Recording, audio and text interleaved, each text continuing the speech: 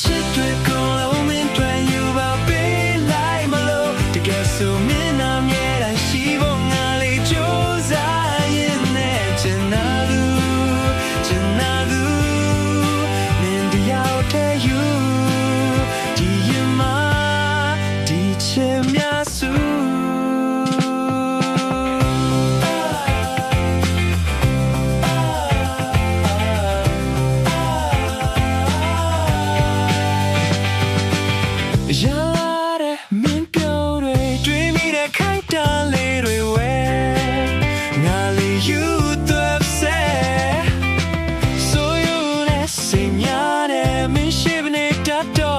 ခွဲ